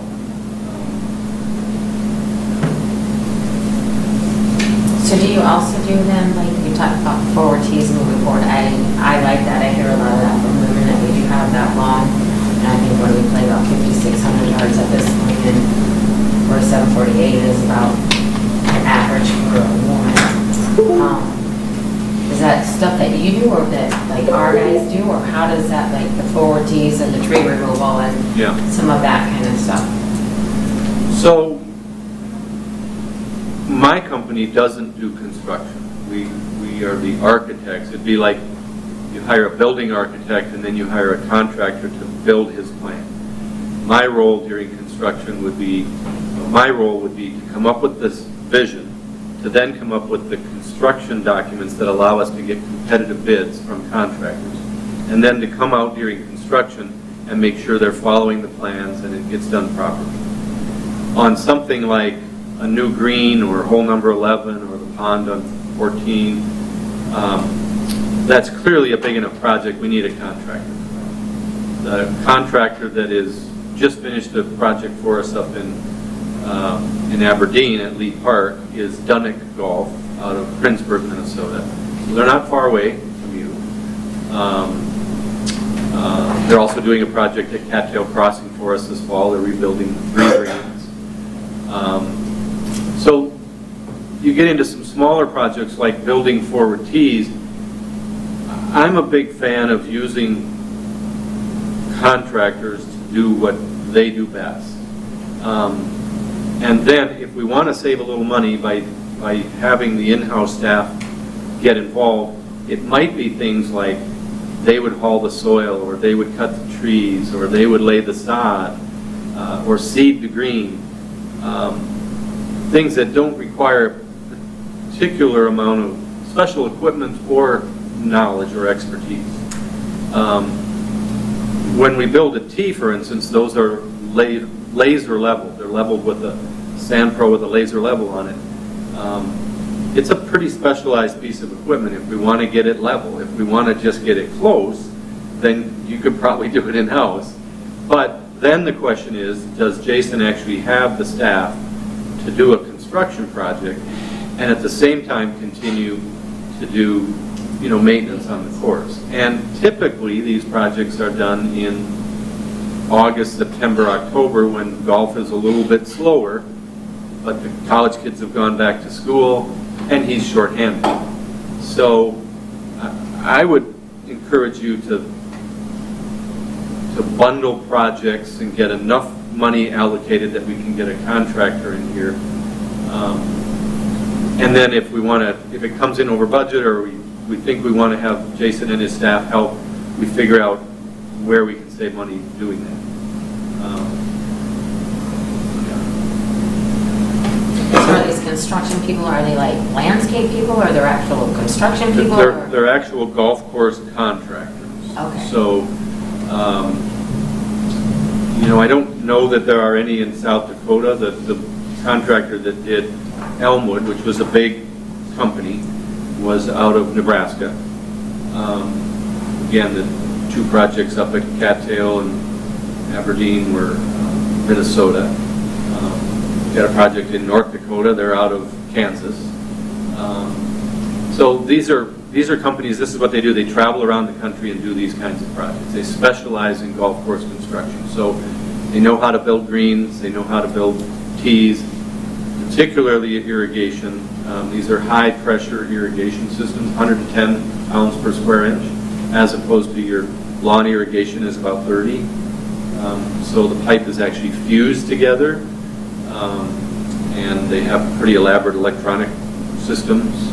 So now, usually what we do when we have a project like this, Elmwood, for instance, that contractor was out of Nebraska, but he used local contractors. So we'd have a pre-bid meeting, we advertise it, everybody shows up to the meeting, they swap business cards, and we'd have a dirt contractor from Sioux Falls, we'd have a sod supplier out of, wherever he came from, I can't remember, but the point is there's still local contractors involved, but we have a general contractor who understands golf and knows how to get it done on time. In my previous experience, the contractor worked with the architect before, and they kind of knew what to expect, and it flowed pretty well. So We usually bid, most of our projects have 3 or 4 or 5 bidders on it.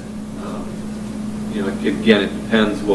We would set it up so that the prime contractor has to have a certain amount of golf course experience, but then the subcontractors can work under his umbrella, and he gets to pick who those subs are. We don't get to manage those people, but we manage the prime contractor to make sure he's qualified. And we're dealing with staffing issues as we speak, so to put that burden on Jason and his staff is, I would say, not even a non-starter. I mean, not that you can't help with projects and stuff like that, but until we get the whole, we're down permanent employee plus part-time. Yeah, I mean, what I might suggest, just because we're trying to get projects out to bid 6 to 9 months ahead of schedule right now because of the work environment. I would say the money you've got allocated right now might be best spent on, like tree removal, and we could actually go out and flag those trees that would be most impactful, either diseased or damaged or dying, or would open up a corridor or would open up the sun to a green. It might be behind 6 green, for instance. And then next year we think about maybe a bigger project that we could maybe we go in and build all 18 forward tees. And typically those are about $4,000 or $5,000 a piece. So build 18 of them. There's still a chunk of money. On what you're suggesting for tees, is that with root zone mix like we had talked?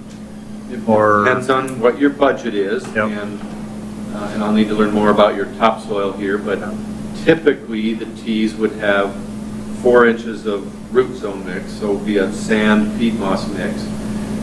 I think at Elmwood we actually put 2 inches in and we rototilled it into the topsoil because they had a really nice topsoil. I mean, almost like 15 inches of topsoil.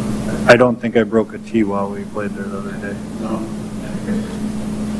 So, I mean, that sand that root zone mix is expensive, but if we're just mixing sand into the topsoil, that's just mason sand.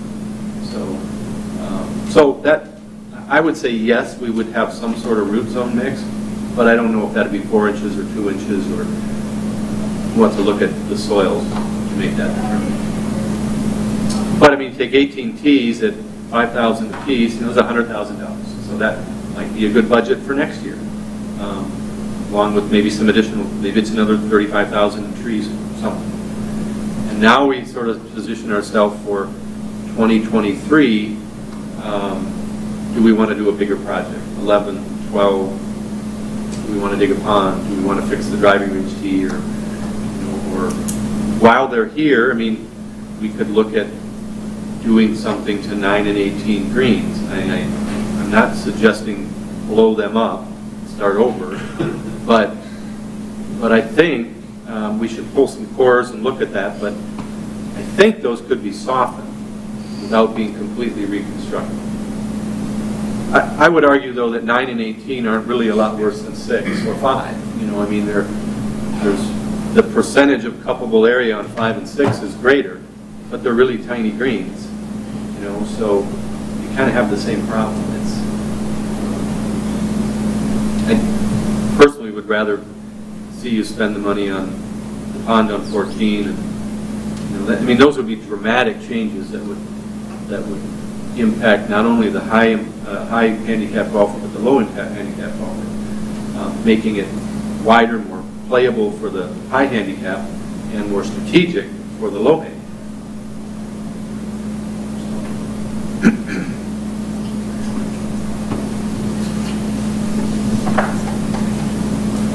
Well, any other comments, I guess? And Kevin, do you have everything that you need from them to?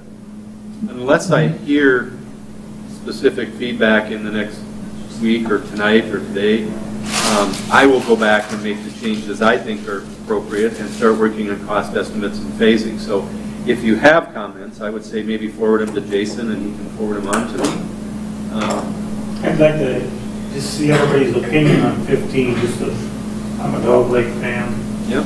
I don't like the cart path, I like the dog leg on 15 cut. You know, we lost some trees on the other side so they can cut easier. Yep. But I want to know everybody else's opinion, if they like, if that helped him with designing, if they like the straightaway, or if they like, you know, redoing it with the dog leg. And we may be able to work a little more of a dog leg into it. You know, I wanted to see what everybody else's opinion was on that. I like the dog leg. So if we could keep a little dog leg, you'd prefer that? So, Okay. I'll play it with. I didn't have a feeling. Well, the one issue with 15, for example, that I see is the cart path is too prominent for that particular hole. Right. Same with 18. Yeah, I mean, Well, it's a double whammy, so if you hit the cart path going straight, it Yeah. propels you that way. it or puts you into the way out pond. into the If you trees. carry the pond, you can hit the cart path and it can carry you past the fairway into the trees on the other side. Or you catch the edge of the cart path and it puts you right in the water. In the pond. I can't tell you how many times the cart path on 18 saved me from being in. Like, So at 15, the new tee box, would that kind of be like lined up like, what hole is it at Elmwood now? 13, right after the new part 3 you built? Would it be lined like that off the tee box with trees? Yeah, we would open it up more. I mean, there would be some trees there, but I mean, it looked cool with the way that hole does at Elmwood, going down that. But I would say a little bit more of a dog leg on it. well, let me see if we can work in a little more of a dog leg by shifting that part 3 around. And but is everybody okay with the idea of moving 11 green, abandoning 12, and building a new part 3? But we'd like to see more of a dog leg on 15. Is that a fair assessment? I like it. Okay. I like your idea of maybe the water coming into play on 15 at the 280. You know, that Okay. cart path is gone on the inside and it's a little bit of a dog leg, but that, you know, the risk reward is, do I try and bomb it 280, 300, and the fairway really narrows at the lake there and then widens out after that, makes the golfer make a choice. Okay. And do we anticipate any issues with taking the land, I think as Kevin said, that's, you know, been slated for cemetery expansion? That'd be there. My answer is maybe. Yeah, There would be a lot better than where 14 T is now. Potentially. Currently, It would depend on how much of that hayfield ends up remaining versus, so the total acreage and how much would it be reduced. Okay. I mean, you can see the line there, Mr. Normie, that red line there would be the cemetery. Granted, most of that's the shop in that area, right here. And then we have the community gardens down here, so it just depends on how much of this space you want to take. And if you want to move that a little bit north, if you're going to dogleg that. Dead space in there where the 15 tee box is anyway. You could actually angle that hole more to the northwest, not going onto the cemetery as much. And really the only thing would be the 15 tee box going into that expansion a little. Right. Yeah, and that would keep some of the dog leg too. Yep. How far south you go on, where you're showing that secondary par 3 course, you're actually coming down on, which would be the west side of 15? Yeah. How far south do you come with that? I mean, is it possible to move that tee box over toward where that playground equipment is, for example, and make it a dog leg the other way out there? Well, Right towards the water. what I tried not What to you do do, now, what I tried not to do was impact the tot lot, and B, didn't want to lose any length on 15. So you can see that if I shift that to the south and I try to stay above that red line, the hole gets considerably shorter. Even if I move it all the way over almost to the houses there, it's shorter than it is today. So, so I guess what I'm saying is if we could get 100 or 200 feet of that land south of that line, you know, then we could, I think we could maintain the length. You know, it wouldn't be a dramatic impact on that 20 acres, maybe 200 feet by, what is that? Maybe, So you should go top of the tee box, you know, the tee box is 300 yard drive, but 300 yards. yeah. Yeah, probably, yes, Ballpark. I'll say it's 600 feet by 200 feet, so what is that? 4 acres.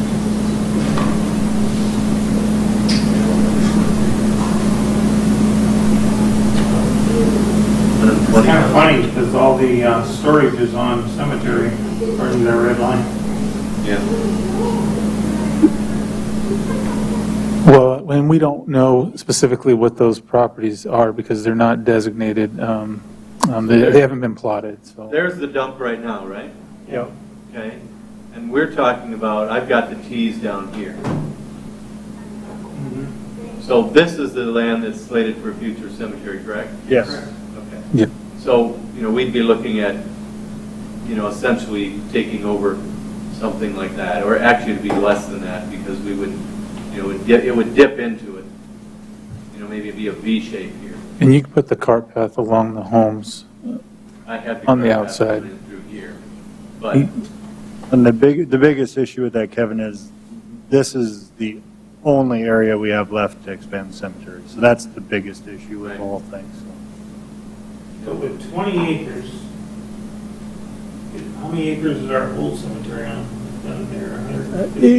It's, About 20 acres. when that's expanded to cemetery with that other one, it's going to be a lot of years, but that is it.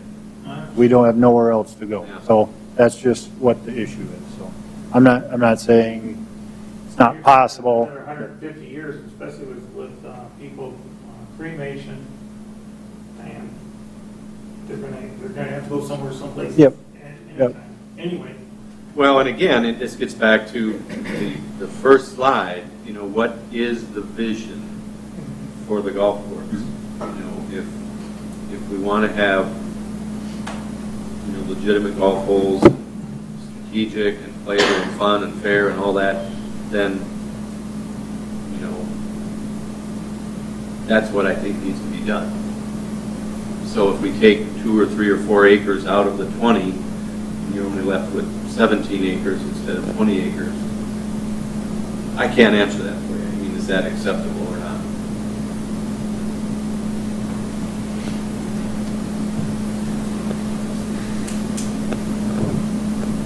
Is there any direction from the board on that? Don't you have that other corner down there that's still cemetery too? That's correct. That's for cemetery. Over here. There. So we Yeah. still got all that for cemetery too. Yeah. that's not a lot. Well, and I did look at that. I mean, there was some talk about, you know, maybe we put a par 3 down into here and then we, you know, we extend the hole this way. The problem is it's not very visible not very good. You actually shorten the golf hole, because believe it or not, it gets shorter over here. So, you know, that wasn't, in my mind, that wasn't a viable alternative. My question wasn't that Right. you wanted to change, I like your lot, I'm just wondering, I didn't know if that was enough to put more cemetery.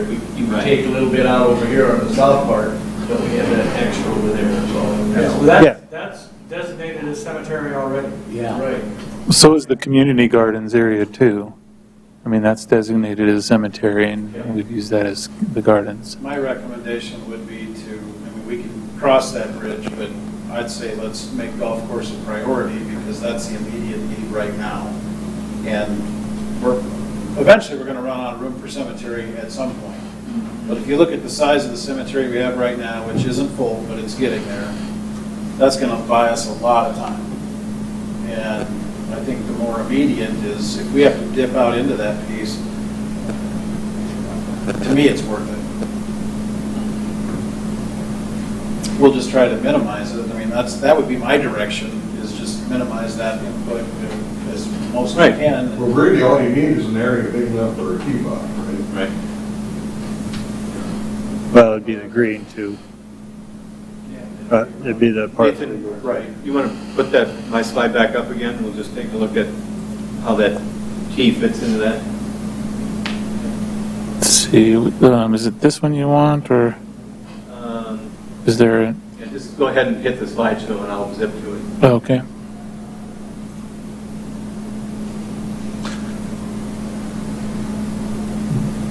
Oh, sorry, I gotta get my mouse off here.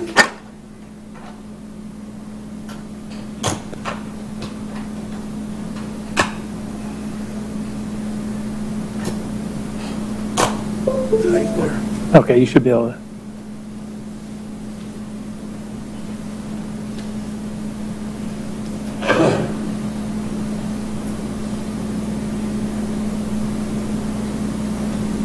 Right there. So if you look at the maintenance facility, the building, you know, there's basically a line straight across here where the trail would go. It doesn't have to go that far south. I mean, it could go a lot of places, but you can see that we're just, I mean, there's that tree line. We're just maybe 100 feet south of that tree line. Is 14 coming into that territory too? Yep. It is, because the line is right there. You know, that red line that was on Nature's plan. No, it's actually north of. The We're line, going to take everything from the trail north, because, I mean, unless the trail's not part of that equation. Where the current trail is, that's actually the red If line. you The kept red some line. of the dog leg, what would be your option with the par three? Well, I would probably pull the par 3 back a little bit, and probably would angle it a little bit, you know, up into here, and then I'd bring these tees over. Yeah. Is there any way to keep the par three with the tees where they're at, 15? With these? Keeping Oh, the that tees whole over hole here. intact? Well, I think I touched on that earlier. I mean, if we put these tees here, and then when you finish, you had to come back, I don't like the walk back, you know. Could those tees get shifted to there, you know, and we shorten the hole a little bit? You know, I mean, I don't know that. Hold on, you short. Yeah. So does 15 have to be a par 5? No, If you're worried about the room, then we got it. If we could get enough for 14 green, bump 15 tee boxes up and make it a par 4, it's a par 71 course. Yeah? Yeah, I mean, we could have these tees play up into here, and these tees would be here. So it would shorten that hole. I'm trying to remember what the yardage is on 15. right now. Yeah. 530. I've got it at 537 on the new, this hole right here is 537. You are currently at About the same. 537. But we haven't changed it. We kept the yardage the same. So, I mean, if that went to 480 yard par 4. Ouch, now you're talking. Yeah. So, you know, then we respect that line. I mean, this gets shifted up. Basically, it sits on top of the dump site, right? and then this becomes either a dog leg there. I think we'd run less resistance getting all that done if we did something like that. So let me play with that and see what we can come up with that keeps a dog leg. And how does everybody feel about turning 15 into a par 4? Doesn't matter? Well, if the big hitters have to go 525 and they have to go 4. Okay. I mean, for me, it's about the quality of the hole. It doesn't bother me to see a course go from 72 to 71. Start to get concerned at 70. 69 is a whole different market. But as long as these are good, quality golf holes that are strategic and fair, that's what I'm looking for. What I wouldn't like to see on 15 is a water carry par 4. And so you're hitting a long carry, trying to hit that spot. 5, it's risk reward. You got a shot to waste there. Yeah. But if you left the tees or moved them up a little bit, and your first shot to avoid the pond would leave you a 250-yard shot into the green on a par 4. Right. Okay. Let me see what I can come up with. So I'd like to point out, all these changes that he's got up here, I think they're excellent changes. I don't think anything needs to be really retweaked a lot. What he did point out was the bunkering and maintenance issue on that. If you go back and remember holes that you played at other golf courses, you don't remember the holes as much if there's not a bunker on it. It's not shaped, it's not, I don't even know what you want to call it. It's just plain. So if we add them to 13, whatever, on the other holes, par 5s, it's just a better visual appeal. And I think that's going to be a big part of what the course is going to look like in the end. That was one nice thing about Elmwood is there's a lot of bunkers, but they're not huge. I don't remember a single big bunker. They're all maybe 7-8 feet wide, strategically placed. I don't think there's any bigger than this desk area. So we did that. There's got to be an avenue into the green hole, too. Yeah. Oh, yeah. So we did that. We're making a lot of the bunkers smaller these days and working with the superintendent to keep the Sand Pro out of the bunkers. So they're hand rigged? Those are hand rigged. If you're popular. So, well, it's an educational process, though, because if you're using a Sand Pro on a 1,400 square foot bunker, or some of those bunkers there were a couple thousand square feet before we got started. Now we're down to bunkers that range between 600 and maybe 1,100 at the biggest. And so, 600 square foot bunker is 20 by 30, which is, from that clock, to the wall and from here to there. Takes you 3 minutes to rake a bunker.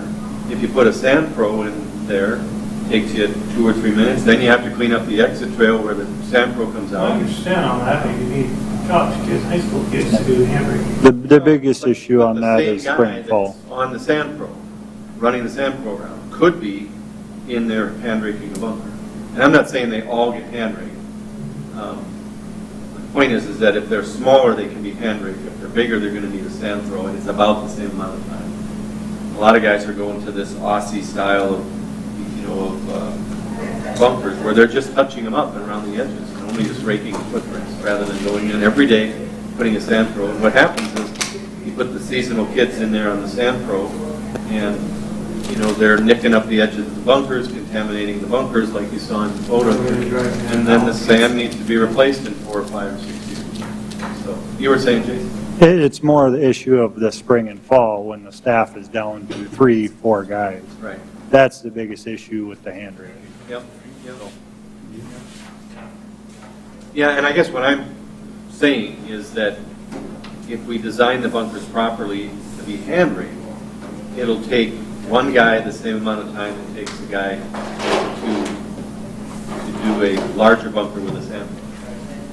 Now, we don't want all little bunkers, but we want variety, we want them to make sense. So some of them are going to be hand raked, some of them are going to be sand filled. And that's where we'd have to work with Jason and, figure out what the right mix is based on his staffing. So Kevin, did you check the depth of our bunkers and see what you thought about that? Because obviously the deeper the bunker, the harder it is for guys to rake it. I mean, I've settled down in a couple spots where, if I could go deeper and it would have been over my shoe. You're talking the depth of the sand? Yeah. How much sand is in the bunker? How it is right now, yeah. I didn't check that. I mean, to me, it's not a design question, that's a maintenance question, and if you're saying you're settling into the bunker right before you take your shot and it could potentially come up over your shoes, probably the wrong sand. It shouldn't be that soft. I mean, you should be able to stand on top of the sand. So, again, I don't know if it's a USGA sand, doesn't sound like it is. It's not setting up.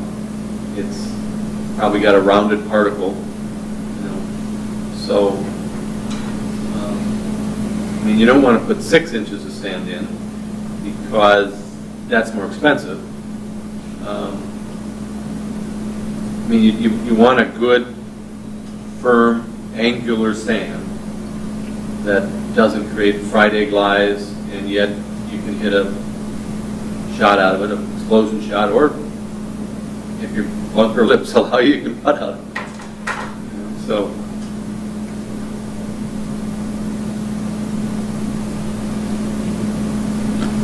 What is your depth of the sand trap? 4 inches. 4 inches of sand or 4 Sand. inches deep? 4 inches of sand.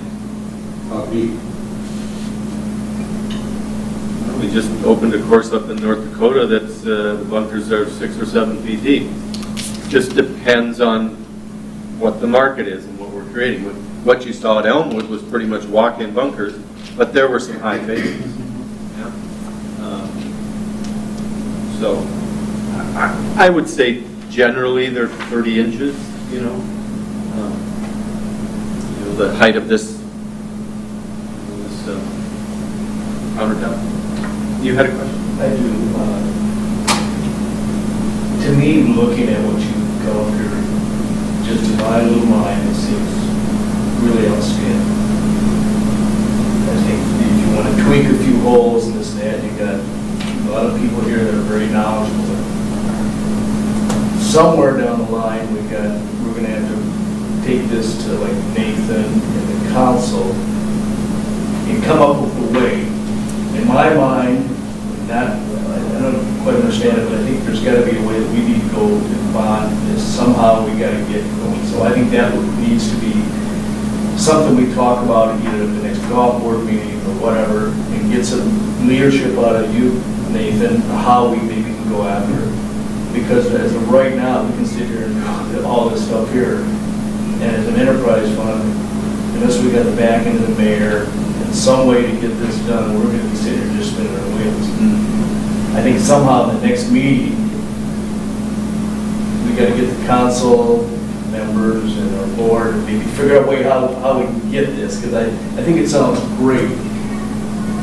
But now we got to figure out how we're going to have to do it. And that Right now, we're kind of going through the first step, though, of doing the master plan, because if we don't know where we're going, we're going to have a hard time selling it to council and selling it to those that are making those decisions. And once you guys have agreed on a direction and agreed on a plan, and we've developed some steps in the process on what we want to tackle, what mountains we want to climb during that process, and we can start going down that road and going after the funding for those projects.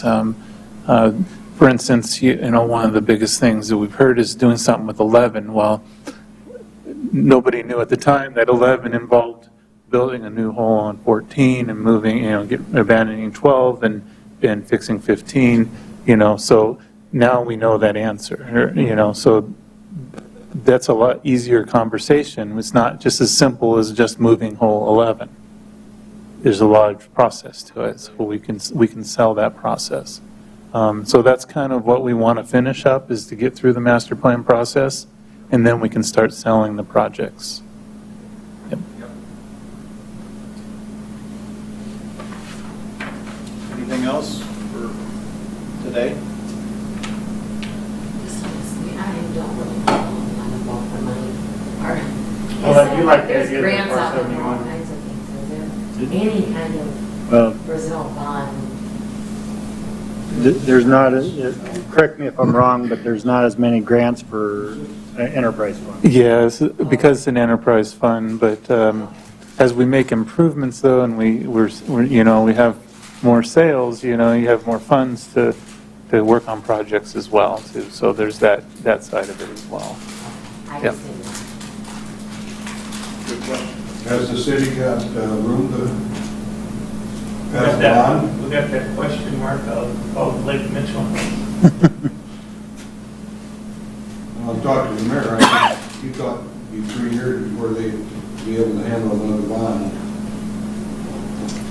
That might actually time out just right. I mean, if you think about it, I mean, the idea of them passing a bond next year for the golf course isn't going to happen.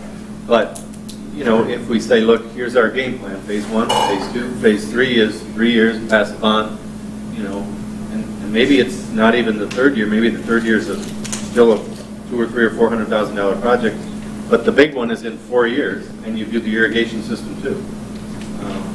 That might be pull the Band-Aid off and close the course and put irrigation and do the bunkers and, do it all.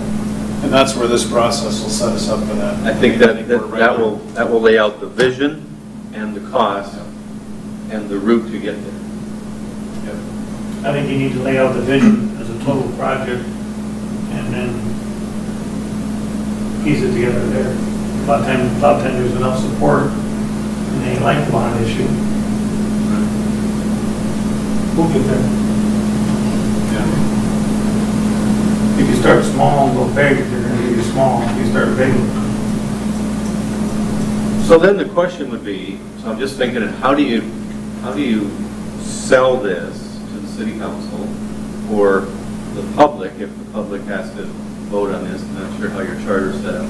But are there other things? I mean, does the clubhouse need a new roof? Do you need a new parking lot paved? I mean, so does you need a maintenance facility? And so is it a $3 million bond or a $5 million bond? And I don't know the answer to that, but. It's funny you mentioned those things.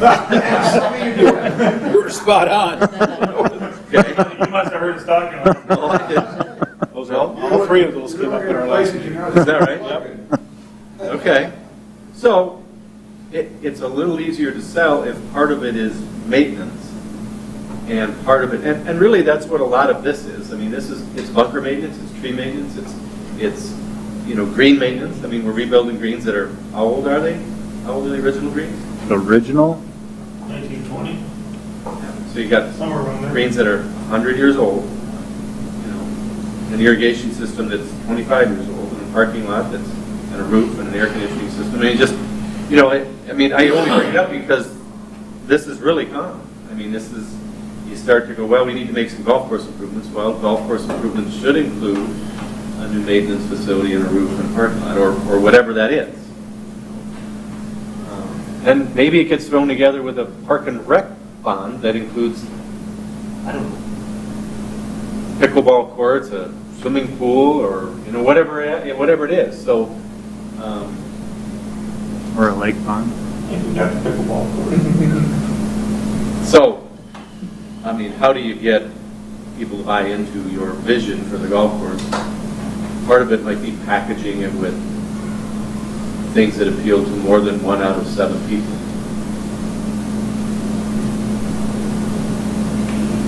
I think the Himalayas putting green, and talking about, family fun night, kids night out, or whatever it is, leagues.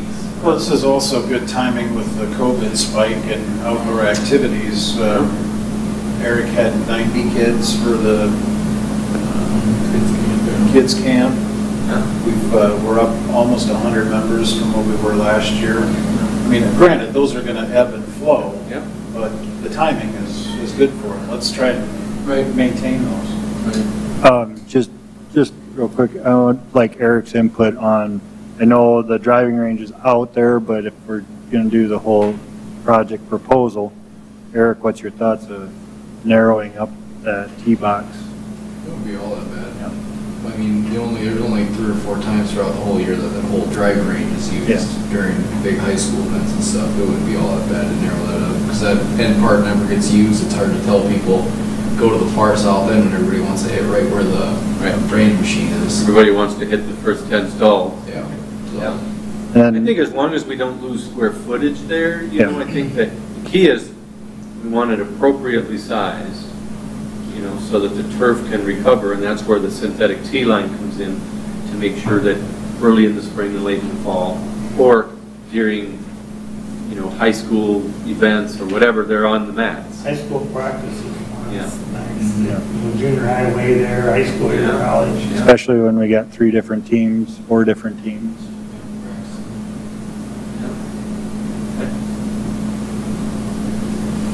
In the end, it'd be good to have a shared message by the board with this master plan that, you know, so we're all selling the same projects and with the same vision.